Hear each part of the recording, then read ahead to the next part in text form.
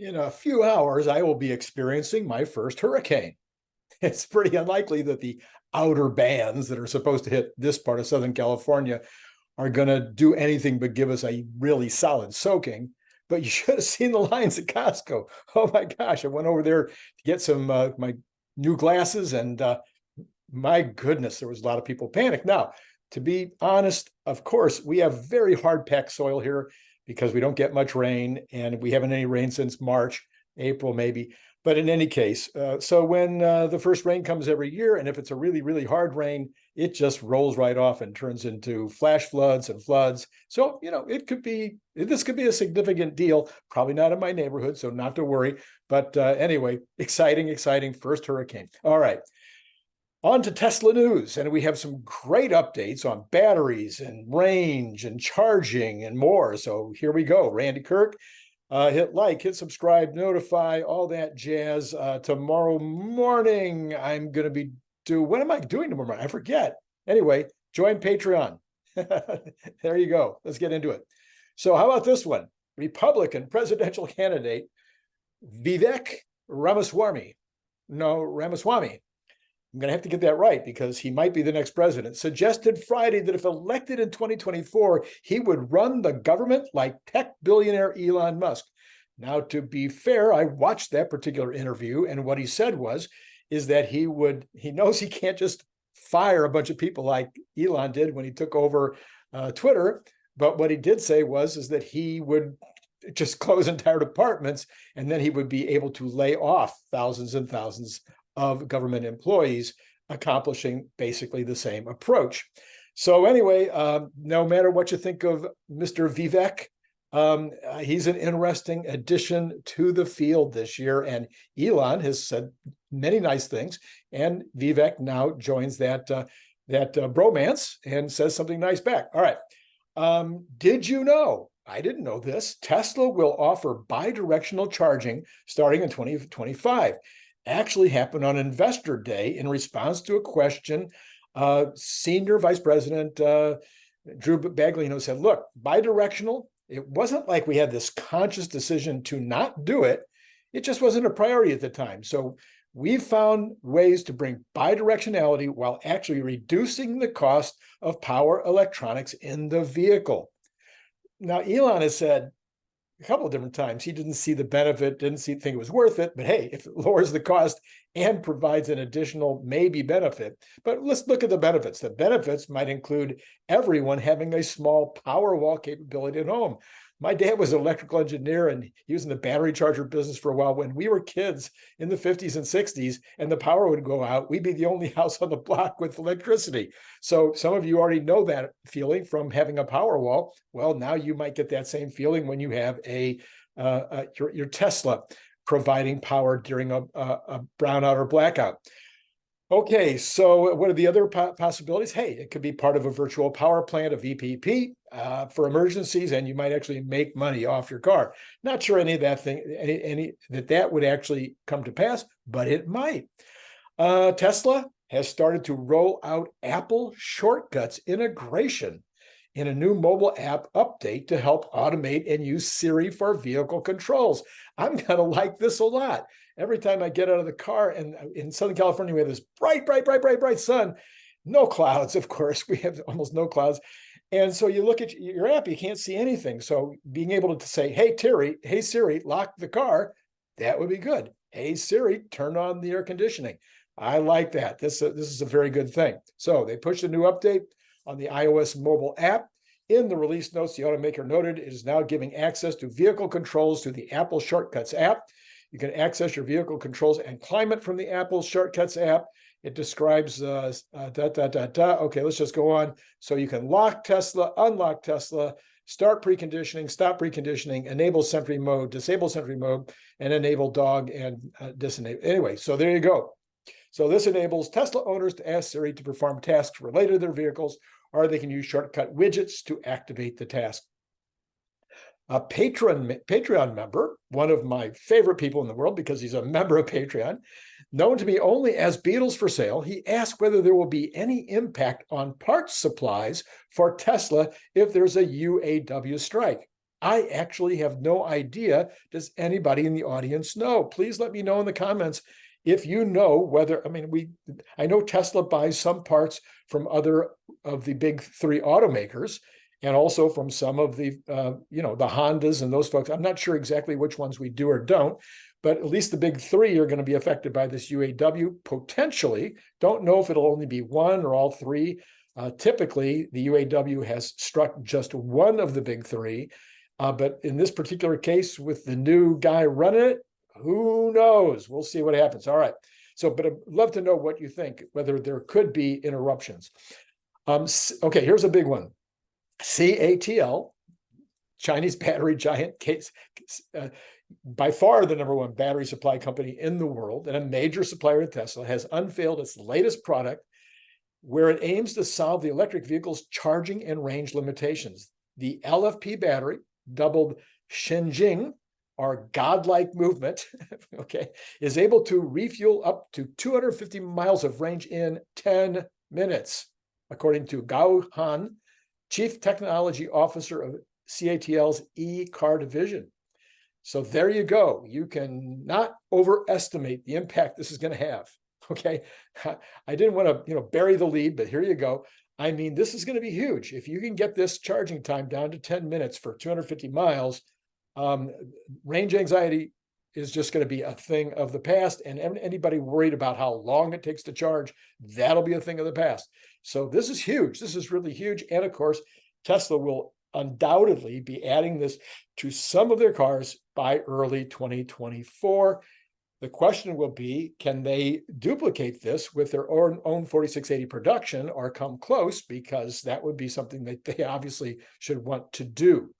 Truflation is up today with gasoline heading the charge. Speaking of gasoline, as noted repeatedly on this channel, oil is about the only real issue left, and I expect it to stop being an issue, stalling at around $82 to $84 and possibly going down into the mid-70s again. It is not in Saudi Arabia's interest to kill the U.S. economy. So I suspect they will be trying to maximize revenue and profit while not killing the goose.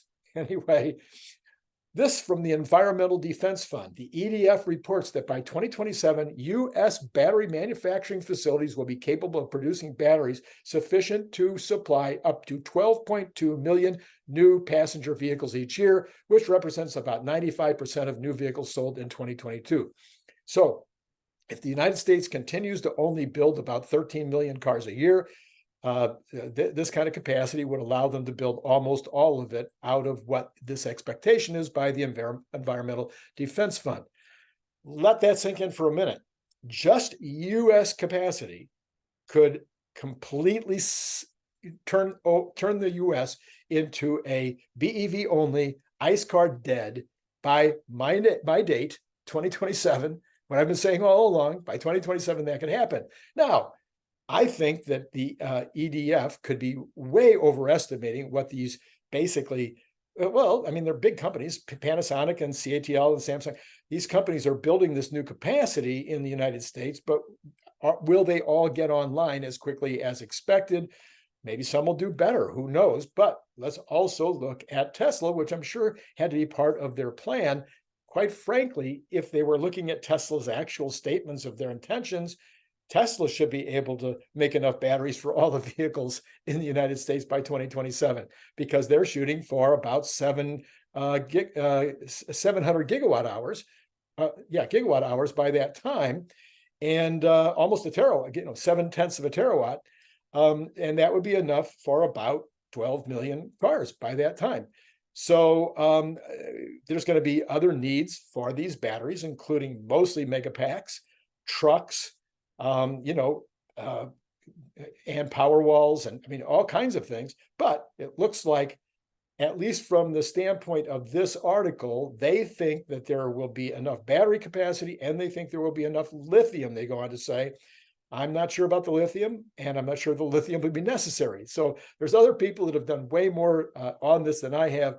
My understanding, my belief, based on everything I've read and everything that I've tried to consume and understand, is that by 2027, the entire world can be switched over to ICE. there will be enough batteries, there'll be enough lithium and or other products, battery chemistries. We will have plenty of all of that to switch the entire world over to BEV vehicles by 2027, and ICE will be dead. And ICE will be dead anyway, because even if we're 70% of the way or 80% of the way there, nobody will want to buy an ICE vehicle, and therefore the manufacturers of ICE vehicles will not have enough demand in order to justify keeping the lines open. All right, now there'll be a few niches and stuff that this will not be true for by then, but it'll just be niches. That's my belief. This confirms it, at least for the United States, but I think China is way further along and Europe is way further along than we are in getting there. So it's really going to be the rest of the world that'll be the ones that'll be the hardest to get converted over. But again, it'll be the rest of the world where the major manufacturers and even the small manufacturers won't be able to justify the lines to be kept open because people won't want to buy those cars anymore. All right. Anyway, that's just very interesting, very exciting. And confirmation of my 2027 number, which I've been using all along. I'm going to do another video on that probably later next week, because I want to show again exactly who I think the winners and losers are going to be in that situation, and how we actually get to about 65 million cars produced. And if they're produced, they will be sold. 65 million cars by 2027. And I think that'll be enough to solve ICE, because the very next year, it'll be up around 85. By the way, one last caveat. I think that in 2028, we will start to have some issues with not having enough batteries and or maybe some of the chemistries necessary. All right. Let's see. Honda has now said that they are part of the NACS system, announcing this while Elon was in Japan. I don't know that that necessarily means he visited Honda while he was there, but he might have. We have had precious little information about what he did while he was in Japan. Did I say China? While he was in Japan, other than to go to a concert. We certainly heard about that. All right, let's see. So now Honda being added to NACS. I mean, who's left? Who hasn't joined? I think Stellantis is still out there. Hyundai, did they finally say yes? No, I think Hyundai's still studying it. Anyway, so what I want you to do is I want you to check earlier for videos where Larry and I wrapped up that 4-part series on China. If you didn't see the earlier 3, just watch the one, at least watch the wrap up. I'll put a card right up here. You want to see that video. You know, some of this stuff that you might think it's way out there and it's not necessary, but if you really want to understand the stock, and if you really want to understand Tesla, you really want to understand the future, if you really want to understand the future of the automotive industry, this China thing and this India thing and this all of Asia thing, it's key. It's really, really an important part of the whole story. So anyway, check out the card. Then I also did a video just a little while ago about Cybertruck margins. Nobody's talking about this. I can't find one person that has suggested this. I think Cybertruck margins next year, in the ramp year, will provide a massive uptick to the overall profit margins of Tesla. If you've seen anybody else say that, please note it in the comments. I don't think so. Anyway, here's a card. Go check that one out. That's so it's time to like. If you haven't liked yet, please hit the like button. It helps the algorithm. And then, of course, hit subscribe and notify so that you'd be notified tomorrow morning for whatever the show is going to be about tomorrow morning. But, you know, tomorrow night is my most popular show. The Sunday night episode where I talk about the financial week in advance. What's going to happen next week? You know what's going to happen next week? It's going to be PCE numbers. Oh, boy. And I'm looking for those to be a big, big beat. All right. So you want to be notified. You want to notify for that. And then Patreon, of course, buy the book, or get the book for free. Join Patreon. Book sales are doing well. Patreon, all of a sudden, I've had a slump. Is it because you didn't get in? All right. I'm not gonna beat you to death over this. It would help the channel if you became a producer at $5 a month. This is Randy Kirk. It has been phenomenal talking to you today.